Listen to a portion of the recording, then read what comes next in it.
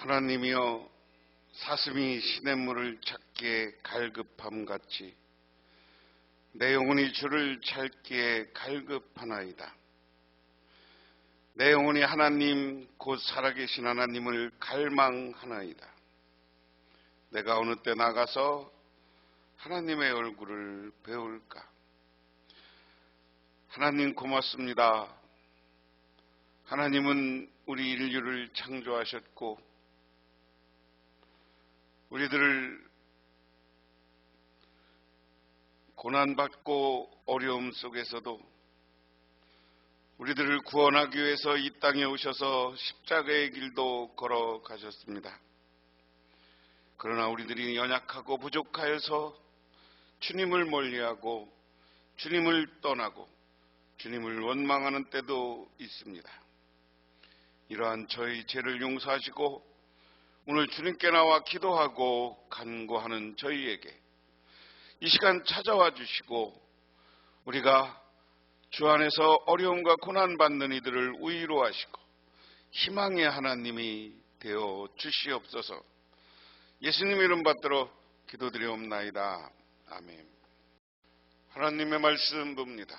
하나님의 말씀은 누가복음 1장 1절에서 25절, 신약성경 86쪽, 누가복음 1장 1절에서 25절, 신약성경 86쪽. 다같이 봉독합니다. 우리 중에 이루어진 사실에 대하여 처음부터 목격자와 말씀에 일꾼된 자들이 전하여 준 그대로 내력을 저술하려고 붓을 든 이 사람이 많은지라. 그 모든 일을 근원부터 자세히 미루어 살핀 나도 데오빌로 각하에게 차례대로 써 보내는 것이 좋은 줄 알았노니 이는 각하가 알고 있는 바를 더 확실하게 하려 함이로다. 유다왕 헤롯 때 아비야의 반열에 제사장 한 사람이 있었으니 이름이 사가랴요, 그의 아내는 아론의 자손이니 이름이 엘리사벳이라.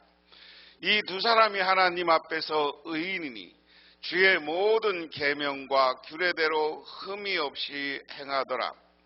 엘리사벳이 잉태를 못함으로 그들에게 자식이 없고 두 사람의 나이가 많더라. 마침 사가랴가 그 반열의 차례대로 하나님 앞에서 제사장의 직무를 행할새 제사장의 전례를 따라 제비를 뽑아 주의 성전에 들어가 분향하고 모든 백성은 그 분향하는 시간에 밖에서 기도하더니 주의 사자가 그에게 나타나 향단 우편에 선지라. 사가랴가 보고 놀라며 무서워하니 천사가 그에게 이르되 사가랴여 무서워하지 말라. 너의 간구함이 들린지라. 내 아내 엘리사벳이 내게 아들을 낳아주리니 그 이름을 요한이라 하라. 너도 기뻐하고 즐거워할 것이요 많은 사람도 그의 태어남을 기뻐하리니 이는 그가 주 앞에서 큰 자가 되며 포도주나 독한 술을 마시지 아니하며 모태로부터 성령의 충만함을 받아 이스라엘 자손을 주 곧 그의 하나님께로 많이 돌아오게 하였습니다.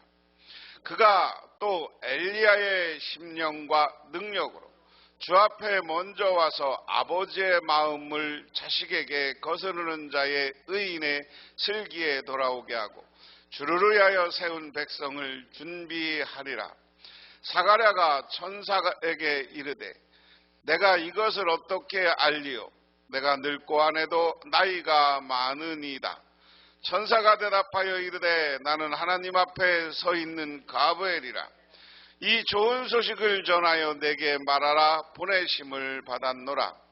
보라, 이 일이 되는 날까지 내가 말 못하는 자가 되어 능히 말을 못하리니 이는 내가 내 말을 믿지 아니함이거니와 때가 이르면 내 말이 이루어지라 하더라. 백성들이 사가랴를 기다리며 그가 성전 안에서 지체함을 이상히 여기더라. 그가 나와서 그들에게 말을 못하니 백성들이 그가 성전 안에서 환상을 본 줄 알았더라. 그가 몸짓으로 뜻을 표하여 그냥 말 못하는 대로 있더니 그 직무의 날이 다됨에 집으로 돌아가니라. 이후에 그의 아내 엘리사벳이 잉태하고 5달 동안 숨어 있으며 이르되 주께서 나를 돌보시는 날에 사람들이 앞에서 내 부끄러움을 없애게 하시려 이렇게 행하심이더라. 아멘. 이제 누가복음을 공부하는데 마태, 마가, 누가 그리고 요한복음, 사도행전 이렇게 시작된다. 마태복음은 그러니까 누구를 대상으로 썼느냐라는 문제예요. 누구를 대상으로. 3가지 복음서를 공관복음서 그럽니다. 공관복음이라는 것은 뭐예요? 관점이 같다. 그래서 마태, 마가, 누가는 예수님이 갈릴리에서 세례받고 유대 광야에서 기도하고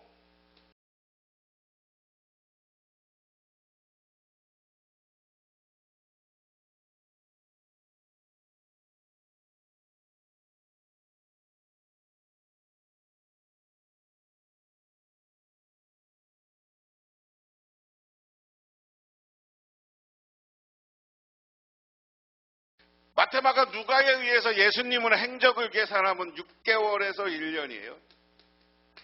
그런데 예수님은 몇 년 살으셨다고 그랬어요? 우리가 흔히 아는 거 3년. 왜 그러냐? 요한복음에 의해서 계산하면 예수님이 3년이야. 요한복음은 예수님이 예루살렘에도 올라갔다 내려오고 올라갔다 여러 번 반복하시면서 쭉 활동을 하십니다. 그래서 요한복음에 의하면 3년이에요. 그래서 우리 요한복음을 우리가 따로 분류하는 겁니다. 4가지는 다 공관복음서라고 합니다. 그런데 여러분들 그건 이 3가지 복음서는 쓸 때 우리가 편집을 했다고 그래요. 편집을 할 때 기본 자료가 마가복음이에요. 마가복음을 보고 그러니까 여러분 여기에서 그럼 어떤 게 제일 먼저 쓰여졌다는 얘기예요? 마가복음이 제일 먼저 썼어요. 마가복음을 보고 자기들이 가지고 있던 예수님의 어록집이 있었어. 예수님의 말씀 자료. 그것을 우리는 이제 전문 용어로는 Q자료 이렇게 이야기합니다.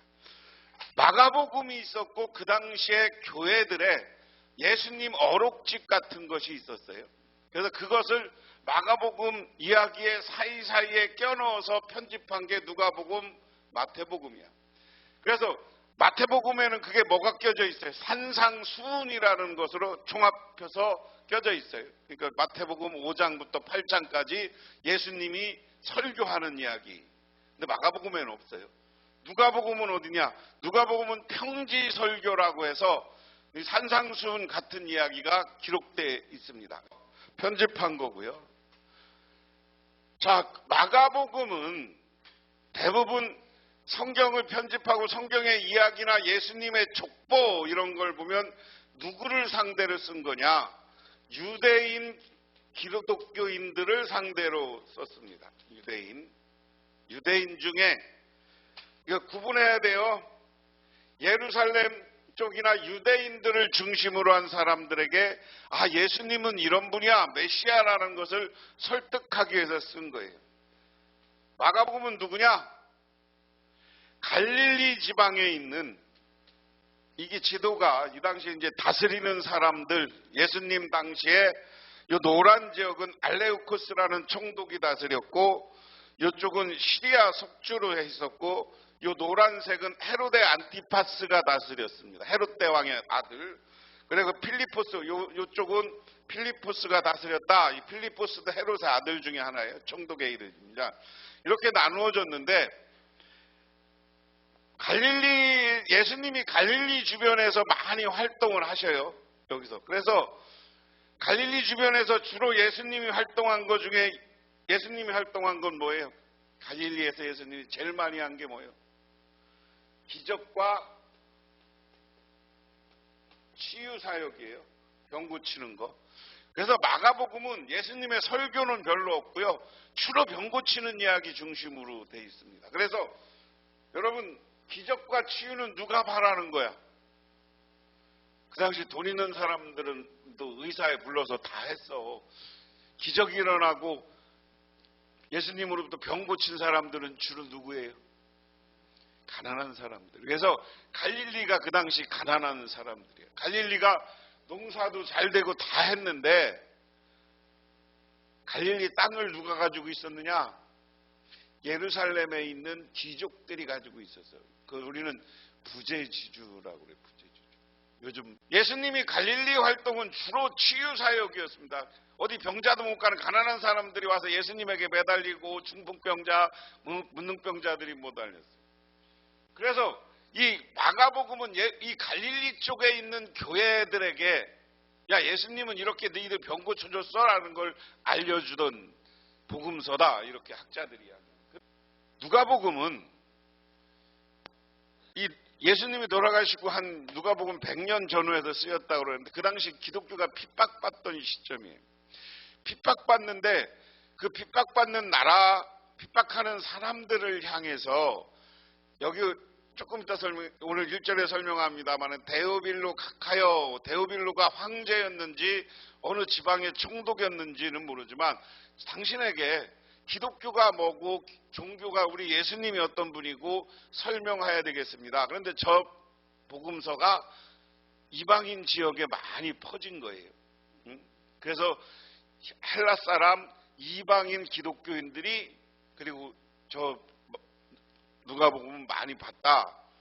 요한복음은 굉장히 철학적인 게 포함되어 있습니다. 헬라 철학이 들어가 있어요. 요한복음은. 벌써 이미 플라톤 철학, 그리스의 플라톤 철학이 반영되어 있습니다.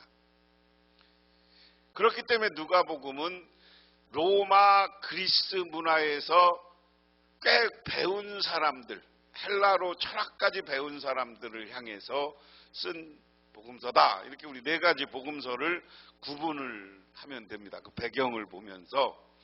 자, 누가복음은 내 복음서 중에 세 번째 책이다. 신약 성경의 줄거리를 전해주는 5권의 역사서 중 세 번째다. 5권의 역사서는 여기 복음서를 역사서로 보고요. 왜냐하면 예수님에 대한 역사니까. 사도행전을 역사로 보는 겁니다. 나머지는 뭐예요? 사도행전 뒤는 뭐예요? 편지예요. 편지. 그렇기 때문에 그렇게 구분합니다. 자, 그 다음에 저자는, 누가복음의 저자는 누가이다. 성경 자체가 내가 누가가 썼다고 말하고 있고 초대교회 교부들이 누가라고 이야기했기 때문에 저자는 누가가 많다. 기록 연대는 정확히는 알 수 없지만 사도행전이 기록된 주 62년보다 일찍 기록됐다. 62년설보다 한 7, 80년 더 지난 설, 마가복음이 60년대에 기록됐다고 보통 이야기합니다. 근데 이제 앞당겨서 얘기하는 거고요. 자, 그래서 누가복음의 구조를 보면 인자와 소개, 예수님의 출현, 인자 섬김 활동, 인자 교훈 배척당함, 뭐 이런 게 쭉 돼 있고 이런 식으로 해서 구조는 크게 돼 있다. 인자의 소개와 출현 그랬습니다. 인자는 예수님을 이야기하는 겁니다. 누가는 서원에서 목적을 설명하면서 예수님과 세례 요한의 탄생과 어린 시절을 강조한다. 누가는 누가복음의 목적을 오늘 1절에서 4절을 밝힌다. 조금 이따 이제 한 절 한 절 보고요. 그 다음에 누가는 가브엘을 통해서 사가랴에게 세례 요한의 탄생 소식을 예고하는 것을 기록한다. 이제 오늘 공부할 게 여기입니다. 누가는 신자들의 진리를 절대적으로 신뢰하고 알고 있는 바 더 확실히 하려 함이라라는 거고요. 그러니까 누가복음이 쓰인 목적은 신자들에게 예수님을 제대로 믿게, 예수에 대해 확실히 믿게 하게 하는 것이다. 누가는 기독교를 반대하지 않고 기독교 시초의 역사적 기록들에 대해 진정을 관심을 보이는 이방 세계에 사는 모든 사람들을 위해서 기록했다 하는 겁니다. 자, 그래서 이게 이제 신약 시대에 전체적인 땅, 여기를 구레네라고 합니다. 구레네는 지금의 리비아, 애굽, 페트라, 여기는 요르단, 페트라가 있는데 여기는 지금 그 텔레비전에 나오는 신비의 땅이 예루살렘, 여기를 가이사랴는 뭐예요? 헤롯 대왕이 로마에 충성하려고 여기다 바닷가에다 도시를 만들어놨어요. 그래서 배 타고 온 귀족들이 여름이면 휴가 오던데 여기가 다메섹이고 다물, 아람, 안디옥, 다소, 여기가 갑바도키아, 갈라디아 뭐 이렇게 해서 쭉 사도 바울 시대까지 이렇게 된다. 대략 이렇게 보시고요. 오늘 이제 한 절 한 절 공부합니다. 어떤 어려움이 온다 해도 하나님만을 의지하겠다고 결심한 허드슨 테일러에게 하나님은 물질적 궁핍함을 통해 시험을 하셨다 하는 겁니다. 그는 선교사로 가서 석 달에 한 번 나오는 봉급날이 훨씬 지나도록 돈을 받지 못하고 있었다. 어느 날 전도와 신방을 마치고 돌아온 테일러에게 가난한 남자 한 명이 찾아와 죽어가는 자기 아내를 위해 기도를 부탁했다. 이때 호주머니에 식비로 쓸 반 크라운 은화 한 개밖에 없음을 알게 된 테일러는 이 반 크라운 은화 대신 잔돈이 있다면서 1실링을 줄 수 있을 텐데 하며 그를 따라갔다. 당시 영국에서는 1크라운은 1실링, 5실링에 해당한다. 우리 돈으로 실링이면 100원 정도, 지금 현대돈으로 그 정도 되는 겁니다. 1크라운은 500원 정도 되는 거죠. 초라한 방에는 4명의 아이들이 영양실조에 걸려 있었고 냄새나는 돗자리 위에는 갓난 아이를 품에 안은 한 여인이 죽어가고 있었습니다. 감히 그들에게 위로할 말을 찾지 못한 채 하나님을 의지하라는 말만 간신히 꺼냈습니다. 그때 속으로 이 의선자야, 날마다 사랑과 봉사를 운운하면서 내 주머니 속의 은화는 그들에게 통째로 줄 수 없단 말이냐 하는 음성이 들려와서 가슴에 비석구처럼 꽂혔습니다. 결국 자신이 가지고 있던 은화를 그들에게 주면서 하나님을 증거했습니다. 다 주고 돌아오는 테일러의 마음속에는 말할 수 없는 기쁨이 몰려왔고 돌아오는 발걸음은 마냥 즐겁기만 했습니다. 그리고 다음 날 아침 집주인이 속포꾸러미를 하나 건네주었습니다. 그곳에는 놀랍게도 10실링짜리 금화가 들어있었다. 이거는 자기가 그 사람한테 준 것보다 400배 많은 돈이었다. 내가 주면 하나님은 그렇게 큰 것으로 채워준다. 근데 여기 중요한 건 우리가 하나님만 바라봐라 하는 겁니다. 하나님을 바라보면 무엇인가 채워준다. 제가 쭉 복음서가 이런 거고 설명했지만 복음서를 쓴 목적은 뭐냐? 야, 우리를 구원하시러 오신 예수님, 수많은 기적, 수많은 병을 고쳐주고 우리들에게 하나님 나라의 복음을 전해주신 이 예수님, 이분을 바라봐라. 지금 로마 각처에서 너희들을 핍박하고 너희들이 고난에 빠지고 어려움에 있을 때 하나님을 바라봐라. 예수를 바라봐라. 이것을 생각하면서 누가나 마태나 마가나 요한이나 복음서를 기록하고 있는 겁니다. 그러면서 오늘 복음서에 보면 누가복음 1장 1절부터 4절까지는 서론이에요. 그냥 쭉 이번 세 번역으로 밑에 있는 거 봉독해 보겠습니다. 우리 가운데 일어난 일에 대하여 차례로 이야기를 엮어내려고 손을 댄 사람이 많이 있었습니다. 그들은 이것을 처음부터 말씀의 목격자요 전파자가 된 이들이 우리에게 전해준 대로 엮어냈습니다.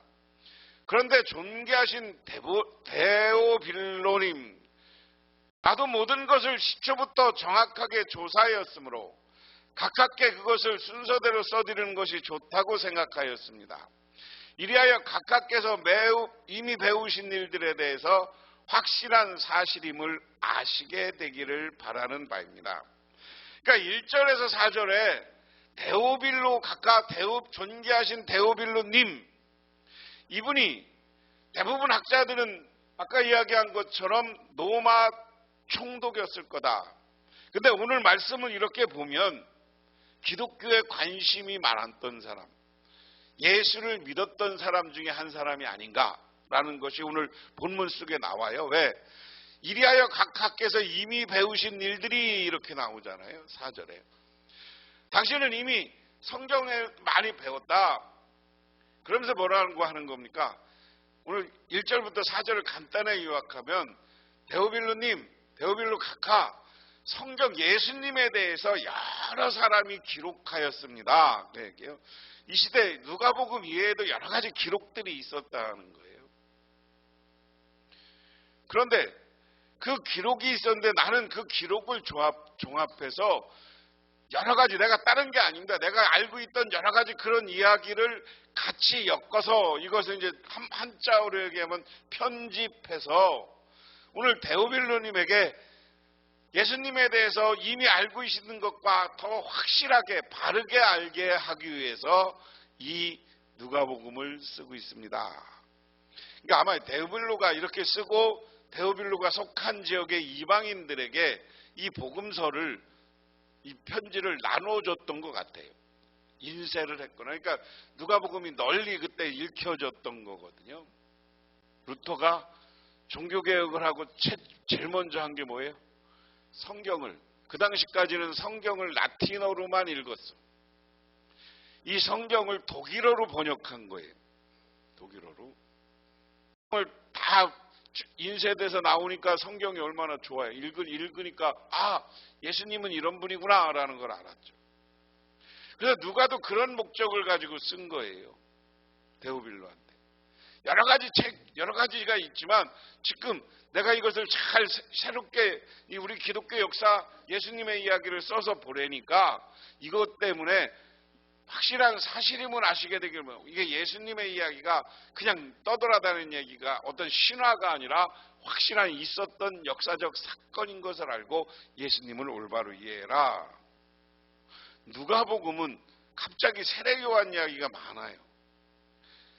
다른 데는 세례요한의 그냥 태어난 거 이런 거면 누가복음이 좀 이렇게 신화적인 이야기들, 이런 이야기들을 기록하고 있습니다. 누가복음 그래서 오늘 5절부터 25절까지는 세례 요한의 출생 예고다, 이렇게 우리가 받아들이면 됩니다. 자, 그래서 오늘은 세례 요한 이야기예요. 세례 요한이 탄생할 것이다 라는 이야기예요. 5절에 유대왕 헤롯 때 야비야의 반열에 제사장 한 사람이 있으니 이름은 사가랴요 그의 아내는 아론의 자손이 이름은 엘리사벳이라.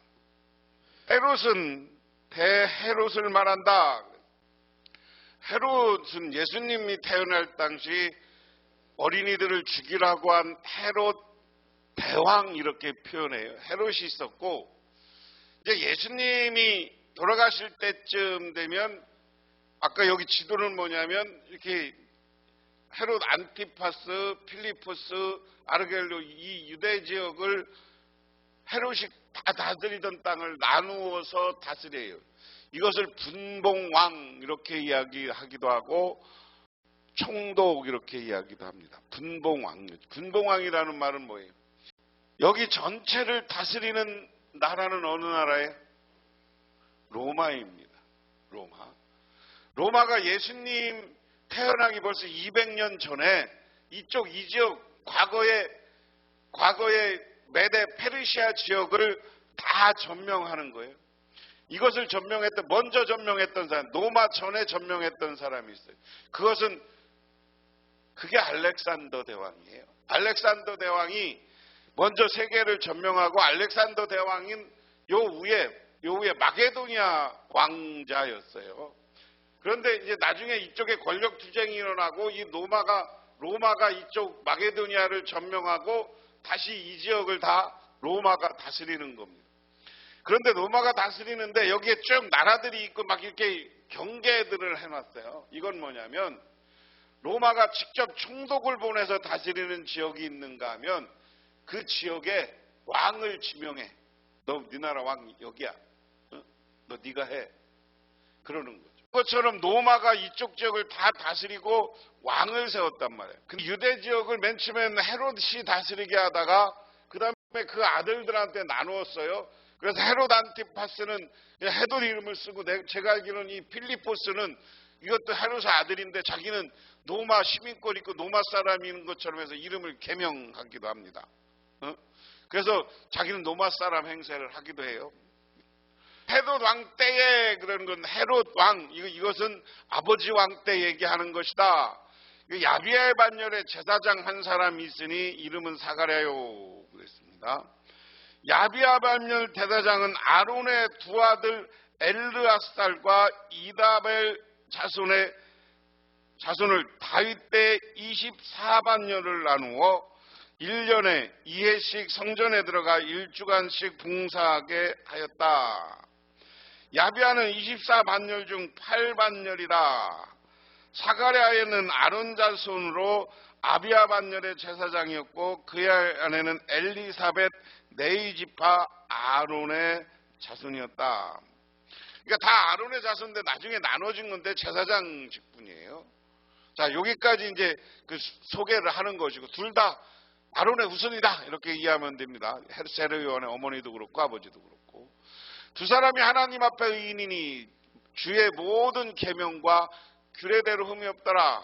이 두 사람은 그냥 이 당시만은 예수님이 태어나기 전이니까 유대 율법적으로 볼 때 의로운 사람, 바르게 사는 사람들의 신앙이 좋은 사람. 엘리사벳이 잉태를 못함으로 그들에게 자식이 없고 두 사람의 나이가 많더라. 자, 보세요. 성경에 아브라함, 사라도 그렇고 나중에 사무엘의 어머니 한나도 그렇고 오늘 여기 엘리사벳도 마찬가지. 하나님이 아기를 태어나게 하는 능력 자체가 무슨 얘기예요? 아기 날 수가 없는 상황에서도 하나님의 능력으로는 애가 태어나더라. 믿으십니까? 이게 이 신앙의 근본에서 여기가 있는 거예요. 여기 오늘 엘리사벳도 신앙이 좋은데 애가 없었어. 근데 나이가 많아. 그런데 오늘 이야기를 들어보면 과거 아브라함과 사레가 생각했던 것과 비슷한 이야기로 전개가 됩니다. 마침 사가랴가 그의 반열에 차례대로 하나님 앞에 제사장 직무를 행할 때 제사장의 전례를 따라 제비를 뽑아 주의 성전에 들어가 분향하고. 자, 금방 설명했습니다. 이 제사장들을 24반열로 나눴어요. 24반열인데 이 사람들이 평소에는 어디 있어? 레위인들이 사는 지역이 있어. 해당을 담당하고 각 지파에 나눠지. 그래서 이 평상시에는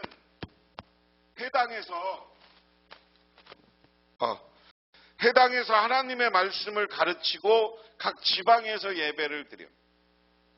그런데 이스라엘 백성들이 사계 절기가 되면 예루살렘 성전에 와서 예배 드려야 돼. 이 24반열 사람들이 전부 예루살렘 성전으로 와. 제사장들이 성전에서 일을 해. 그러면 이제 24반열이 2주씩 나누어서 제비를 나누어서 52주간의 성전에서도 매주 예배가 되니까 사계주는 전 제사장들이 오고 24반열로 나눠서 2주씩 48주 한 48주는 이 사람들이 나눠서 제사장 예루살렘 성전에 와서 봉사하는 거예요. 그래서 오늘 사가랴가 그 차례대로 하나님 앞에 와서 제사장 직무를 행했다는 것은 자기들끼리 정한 거야. 오늘은 어느 지파 누구 가면 다 이제 지파는 이제 레위 지파고 다 그 아론의 후손 중이지만 아론의 후손 중에 누구 가문이 이제 있는 거예요. 구체적으로 24개 가문으로 나눈 거예요. 누구가 와서 우리 경주에 있으면 무슨 파 많고 거기다가 조그만 파들이 있어. 그렇지? 여러분 같은 동네에서 남씨가 살아도 뭐 할아버지에 따라 요거 다르잖아. 그렇지? 어? 요 포구리가 있고 옛날에 요 포구리가 있다고 그러잖아. 같은 남씨가 있어도 달라. 저가 우리 시골에서도 우리 경주 이씨가 많이 살았는데 우리 할아버지 우리들끼리 사는 거하고 여기하고 좀 달라. 할아버지가 늘 달라. 그것처럼 그렇게 나눠서 24반열로 나눴는데 오늘 사가랴가 예루살렘 성전에 와서 봉사하고 예배드려야 하는 차례가 왔다. 그리고 제사장의 전례를 따라서 제비를 뽑아 주의 성전에 분려하고, 근데 다 제사장인데 주의 성전에 가서 분향하고, 특별히 오늘 여기 보면 제비를 뽑아 주의 성전에 들어가 분향하는 일을 맡게 되었다. 모든 백성은 그 분향하는 시간에 밖에서 기도하더니, 여기 주의 성전이라는 것은 예루살렘 성전 앞에 백성들은 대부분 성전 뜰에서 기도했어요. 성전 하면 여기서 대표적인 게 뭐냐? 법궤와 향단과 떡상이 있던 지성소를 이야기합니다. 성소를 이야기하고 법궤가 있던 곳은 지성소라고 했죠. 거기에 가서 떡을 등잔에 불 비추고 떡을 하나님 앞에 분향하고 기도하고 향불을 피우고 하는 것을 제비를 뽑아서 했다는 거예요. 그래서 백성들은 그 시간에 분향을 하는 시간에 그리고 하나님께 예배드리고 제사장 들어가서 예배드리고 그 시간에 밖에 뜰에서 기도하고 있는 것을 이렇게 이야기합니다. 그런데 그때 주의 사자가 나타나 향단 우편에 선지라 사가랴가 보고 놀라며 무서워하니, 근데 하나님의 천사가 사가랴에게 나타났다. 근데 천사가 나타나니까 얼마나 무서워요. 왜? 제사장들이 죄를 지면 이 성소에 들어왔을 때 하나님이 천벌을 내려. 죄진 사람들은 회개하지 않고 오면. 그렇기 때문에 두려웠을 수 있어요. 이런 여러 가지가 있는 거예요. 그러니까 천사가 이르되 사가랴 무서워하지 말라. 너의 간구함이 들린지라 내 안에 엘리사벳이 아들을 낳아주리니 그 이름을 요한이라 하라. 천사가 온 목적은 뭐예요?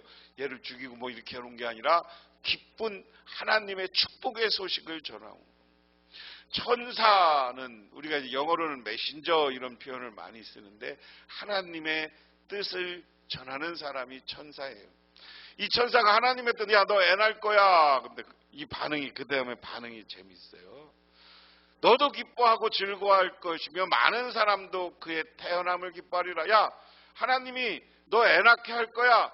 그런데 그 이름을 요한이라고 해. 근데 걔가 태어나면 많은 사람들이 즐거워하고 기뻐하게 될 것이다. 이는 그가 주 앞에서 큰 자가 되며 포도주나 독간술을 마시지 아니하며 모태로부터 성령 충만함을 받아.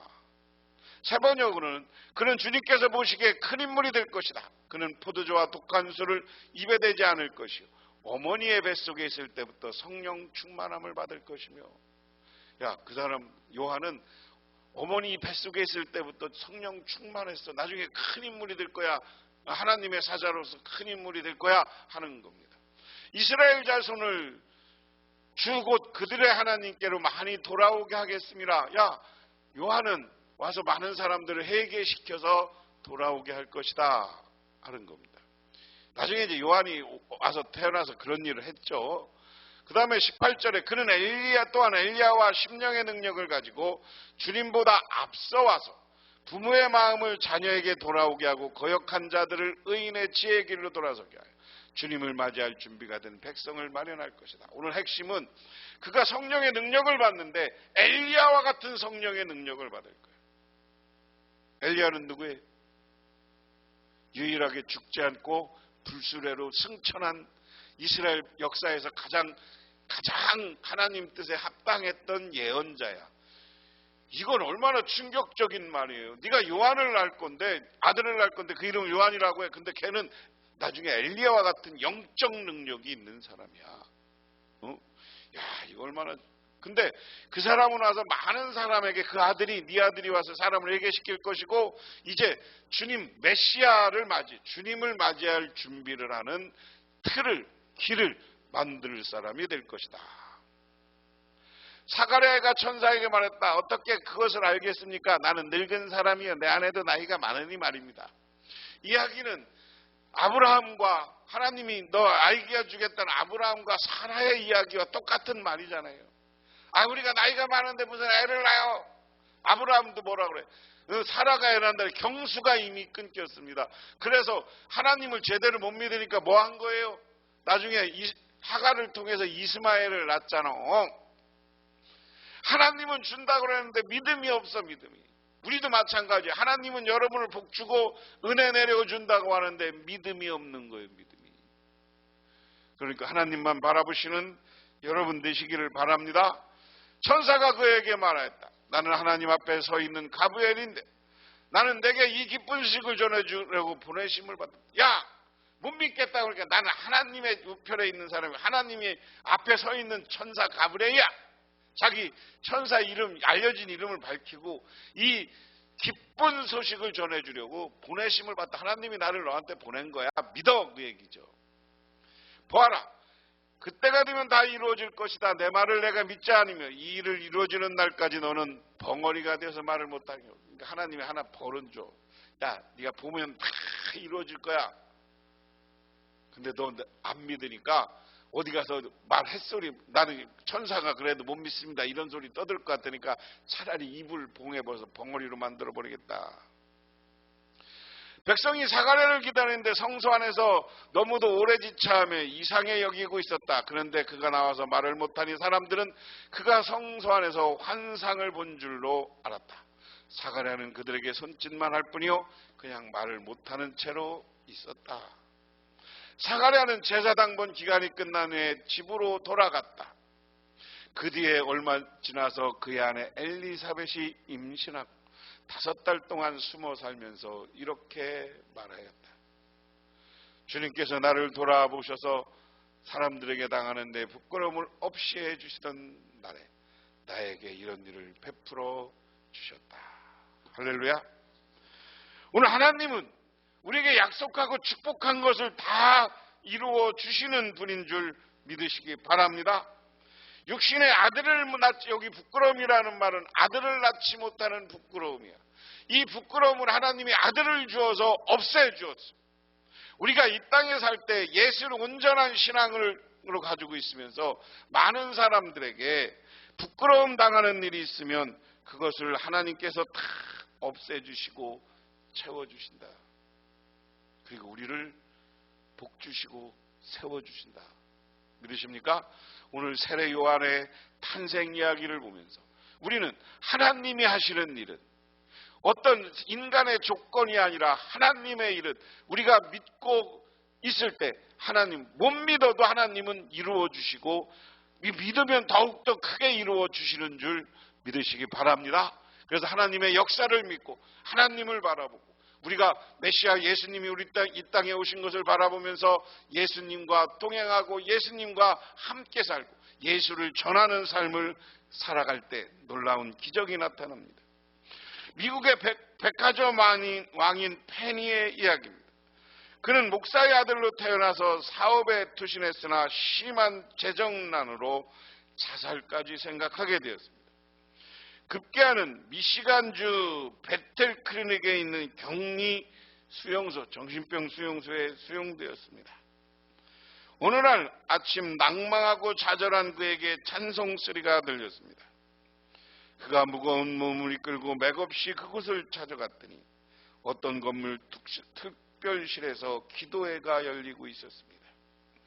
그가 뒷자리에 앉아있을 때 매우 친숙한 찬송도 근심 걱정 말아라가 들려지고 있었습니다. 그 찬송을 듣는 순간 그의 마음에 좌절감이 사라지고 큰 확신이 생겼습니다. 그리고 주님께 잊혔습니다. 사랑하는 하나님, 저는 아무것도 할 수 없습니다. 저를 좀 돌봐 주시옵소서. 그는 고백하기를 나는 무한한 어두운 공간에서 찬란한 태양빛으로 옮겨지는 느낌을 마음속 무거운 짐이 옮겨져서 그 방이 나올 때는 새로운 사람이 되었다. 나는 마비된 심령으로 풀이 죽어서 그곳에 들어갔으나 해방되어 기쁜 마음으로 나왔다라고 하였습니다. 하나님은 그의 건강을 돌봐 주셔서 건강이 회복되었으며 다시 사업을 해서 큰 성공을 했습니다. 선하신 주님께서는 주님을 섬기고 의지하는 사람을 보호해 주시고 그에게 축복하시고 그 후손들도 복을 주시는 줄 믿으시기 바랍니다. 그래서 이 시간 세례 요한의 탄생을 만들어주는 하나님, 기적을 만들어내는 하나님을 바라보면서 저와 여러분의 인생 가운데서 놀라운 하나님의 능력, 하나님의 기적이 나타날 줄 믿고 하나님께 기도하며 하나님께 영광 돌리시기를 주님의 이름으로 축원합니다. 기도하겠습니다. 하나님 고맙습니다. 오늘 아버지 하나님의 은혜와 은총을 기억하며 저희들 주님의 제단에 나와 기도하며 간구합니다. 우리들에게 하나님 나라의 역사, 불가능한 상황에서 새로운 가능한 것을 만들어내 주시옵소서.